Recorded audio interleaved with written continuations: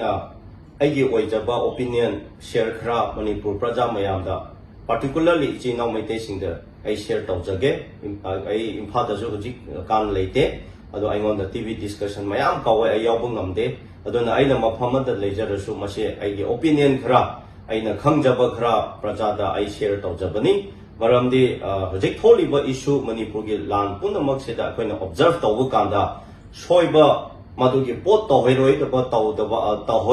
ꯊꯕꯛ ꯈꯔ ꯇꯧꯕ ꯃꯌꯥꯝꯁꯨ ꯑꯗꯨꯝ ꯌꯥꯎꯁꯜꯂꯦ ꯅꯝꯕꯔ 1 ꯂꯥꯟ ꯇꯧꯕ ꯍꯥꯏꯕꯁꯦ ꯑꯩꯈꯣꯏ ꯃꯤ ꯁꯤꯕ ꯇꯥꯏ ꯍꯟꯅꯕ ꯃꯤ ꯑꯁꯤꯕ ꯑꯁꯣꯛꯄ ꯑꯗꯨꯝ ꯌꯥꯎꯒꯅꯤ ꯃꯗꯨ ꯊꯣꯛꯈ꯭ꯔꯦ ꯍꯥꯏꯕ ꯀꯥꯟꯗ ꯏꯃꯣꯁꯅꯦꯜ ꯑꯣꯏꯔꯒ ꯑꯩꯈꯣꯏꯒꯤ ꯃꯐꯝ ꯏꯝꯐꯥꯜꯒꯤ ꯀꯣꯅꯨꯡꯗ ꯅꯠꯇ꯭ꯔꯒ ꯃꯐꯝ ꯀꯗꯥꯏꯗ ꯍꯦꯛꯇ ꯂꯥꯡꯂꯒ ꯈꯣꯠꯂꯒ ꯇꯧꯕꯗꯣ ꯃꯗꯨ ꯂꯥꯟꯗꯗꯤ ꯃꯥꯏ ꯄꯥꯛꯄ ꯉꯝꯃꯣꯏ ꯑꯗꯨꯅ ꯂꯥꯟ ꯍꯥꯏꯕꯁꯤ ꯂꯥꯟ ꯃꯤ ꯇꯣꯉꯥꯟꯅ ꯂꯩ ꯐꯖꯅ ꯄꯣꯂꯤꯁꯤ ꯄ꯭ꯂꯥꯟ ꯑꯃꯗ ꯑꯩꯈꯣꯏ ꯂꯥꯟ ꯊꯦꯡꯅꯒꯗꯕꯅꯤ ꯑꯗꯨꯒ CSOꯁꯤꯡꯒꯤ ꯔꯣꯜ ꯇꯣꯉꯥꯟꯅ ꯂꯩ ꯁꯦꯀ꯭ꯌꯨꯔꯤꯇꯤ ꯐꯣꯔꯁꯦꯁꯁꯤꯡꯒꯤ ꯊꯕꯛ ꯇꯣꯉꯥꯟꯅ ꯂꯩ ꯒꯚꯔꯟꯃꯦꯟꯠꯒꯤ ꯇꯣꯉꯥꯟꯕ ꯃꯈꯣꯏꯒꯤ ꯔꯣꯜ ꯂꯩ ꯑꯗꯨꯒ ꯏꯃꯥ ꯏꯕꯦꯜꯁꯤꯡꯒꯤ ꯇꯣꯉꯥꯟꯕ ꯔꯣꯜ ꯂꯩ ꯑꯩꯈꯣꯏꯒꯤꯗꯤ ꯃꯤ ꯑꯃ ꯁꯤꯔꯦ ꯅꯠꯇ꯭ꯔꯒ ꯃꯤ ꯑꯃ ꯁꯣꯛꯈ꯭ꯔꯦ ꯍꯥꯏꯕ ꯁꯤ ꯂꯥꯟꯅꯤ ꯑꯩꯈꯣꯏꯅ ꯄꯥꯝꯗ꯭ꯔꯁꯨ ꯃꯤ ꯂꯥꯟ ꯇꯧꯔꯤꯕ ꯃꯤꯗꯨꯅ ꯊꯑꯣꯏꯅ ꯇꯧꯒꯦꯅ ꯇꯧꯈ꯭ꯔꯕꯅꯤꯅ ꯑꯁꯤ ꯑꯅꯥ ꯌꯥꯎꯒꯅꯤ ꯌꯥꯎꯕ ꯀꯥꯟꯗ ꯑꯩꯈꯣꯏ ꯃꯁꯦꯟ ꯑꯃꯗ ꯆꯩꯕ ꯑꯃꯗ ꯍꯨꯟꯅꯔꯒ ꯇꯧꯕꯗꯨꯅ ꯃꯥꯏ ꯄꯥꯛꯄ ꯉꯝꯃꯣꯏ ꯑꯩꯅ ꯄꯥꯝꯖꯕꯗꯤ ꯏꯆꯤꯟ ꯏꯅꯥꯎ ꯃꯩꯇꯩ ꯃꯌꯥꯝ ꯄꯨꯟꯁꯟꯕꯤꯌꯣ ꯑꯃꯠꯇ ꯑꯣꯏꯅ ꯄꯨꯟꯁꯟꯕꯤꯌꯣ ꯍꯧꯖꯤꯛꯀꯤ ꯇꯥꯡꯀꯛ ꯇꯥꯟꯖꯥ ꯑꯁꯤꯗꯗꯤ ꯌꯥꯅꯤꯡꯕ ꯌꯥꯅꯤꯡꯗꯕꯁꯨ ꯂꯣꯏꯅ ꯊꯝꯂꯝꯃꯣ ꯄꯣꯂꯤꯇꯤꯀꯦꯜ ꯄꯥꯔꯇꯤ ꯅꯠꯇ꯭ꯔꯒ ꯒꯦꯝ ꯑꯗꯨꯒꯨꯝꯕ ꯁꯥꯟꯅꯕꯤꯒꯅꯨ ꯑꯃꯠꯇ ꯑꯣꯏꯅ ꯄꯨꯟꯁꯜꯂꯒ ꯀꯃꯥꯟꯗꯔ ꯑꯃꯒꯤ ꯃꯈꯥꯗ ꯅꯠꯇ꯭ꯔꯒ ꯄꯨꯂꯤꯁ ꯑꯃ ꯃꯈꯥꯗ ꯂꯩꯕꯥꯛ ꯀꯔꯝꯍꯥꯏꯅ ꯀꯟꯒꯅꯤ ꯍꯥꯏꯕꯒꯤ ꯋꯥꯈꯜꯗ ꯇꯧꯕꯤꯔꯣ ꯃꯔꯝꯗꯤ ꯍꯧꯖꯤꯛ ꯂꯥꯟ ꯆꯠꯊꯔꯤꯕꯁꯦ ꯂꯩꯕꯥꯛꯀꯤ ꯏꯁꯨ ꯑꯣꯏꯔꯛꯈ꯭ꯔꯦ ꯊꯥ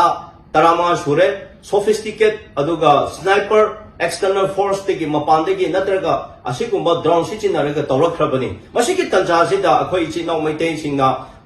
mi amadu tawkhre ada tawkhre hetta maseng ama haithina ba ama tawba ama chaidana langdana khodan leradi madu mai papang amoy madu punamaktu tawbirunu aduga aina thamjaningbedi hujiki lan changsali base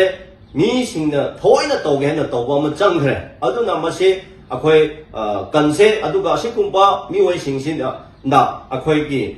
eromi singda ngamdaningai kamaina tawsara hairadi akhoi police ama phajana thamlaga akhoi thabak tawse aduna state na su phajana lokhatpa yaba thabak tu lokhatpiu praja yamna su phajana sigi lan gi matam dadi akhoi na support toba yaba encourage toba yaba tu tawse ani subada lan thenaba haibase yamna police ama da tawgadabani lan chatkani haina heta uniform nomai selaga lanpham da yaudringe da photo video kaplaga Facebook da thagale lanpham da yaudringe da mina hana ukhre adu ki karamba lano adu mudu tawbigunu lan kapa lan thenaba le panga kwaise akhoi cinema kapa kumna tawbusu ya roi adu musu ichinau mayam tawbigunu aduga sigumba lepak ki issue chawna thopa kanda akhoi amaga noaina daningai pendaningai paisa khaiba mi chaiba phuba hatpa akhoi machine tawbu punamakto matam khara lepiyo maduna akhoi gi pangal oigani natana hojik mi na khudong mathang chaba lawsal libase kari maram gi no haibado akhoi na phat tagadabani